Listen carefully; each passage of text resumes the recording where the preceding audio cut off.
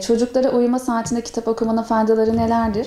Yatmadan önce hikayeler okumak çocukların dil gelişimine, beyin gelişimine, kelime dağarcığına ve sosyalleşme becerilerine, iletişim becerilerine çok büyük katkıları bulunmaktadır. Kısaca faydalarına değinecek olursam da çocuğumuzun beyin gelişimine katkısı, beynin sol tarafı ile ilgili nöral sinirlerin hareketlenmesine ve çocuğun pozitif bir yönde beyin gelişimini desteklediği gibi aynı zamanda merkez bölgeleri geliştirdiği için de dil gelişimine pozitif yönde gene bir faydası bulunmaktadır. Çocuklara okunan hikaye ve masalların seçimlerine dikkat edildiğinde, onların gelişimine ve yaşına uygun masallar seçildiğinde görsellerle desteklenerek dil gelişimlerini ve kelime dağarcıklarının geliştiği gibi onların sesleri, kelimeleri, görselleri yorumlamasına, anlamasına, sebep-sonuç ilişkileri kurmalarına fayda sağlamaktadır. Aynı zamanda stres seviyelerini düşürmelerine yardımcı olmaktadır. Nasıl ki yetişkinler kitap okurken kendilerini kas gelişimini rahatlattığı, sinir sistemini rahatlattığı ile ilgili özellikler olduğu gibi çocuklarda da kitap okuma ve kitap dinleme çocuklardaki stres seviyelerini, kortizol seviyesini düşürdüğü için de büyük fayda sağlamaktadır.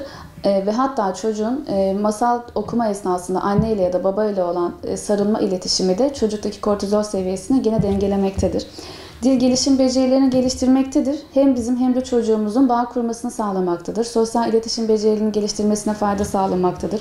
Çocuğumuzun hikaye sırasında ne olduğunu, sebep-sonuç ilişkilerini, onları düşündüren şeyin ne olduğu ile ilgili, hikayede geçen kahramanların hangi görevlerde, hangi amaçlarda neler yaptıklarını, bağ kurmalarını sağlamaktadır. Sırayla okumak, hikaye kitabını sırayla okumak, komik sesler çıkarmak, oradaki ses tonlamalarına, vurgulamalarına dikkat etmek çocuğumuzun da hikayede dikkatini canlı ve aktif kılmaktadır.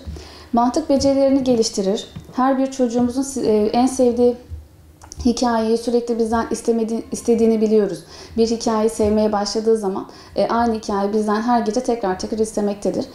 Bunun sebebi de çocuğumuzun oradaki hikaye becerileri, hikayedeki kahramanları, hikayede geçen olay örüntüsünü kendi mantığında sürekli canlandırması ile ilgilidir. Oradaki problem çözme, hikayede kendisini belki kahramanın yerine koyup sosyal becerileri geliştirirken onun karşılaştığı problemlerle ilgili kitaplar, hikayeler çocuklarımızın problem çözmesini ve mantık kalıpları çerçevesinde bu problemlerle baş etmesini sağlamaktadır.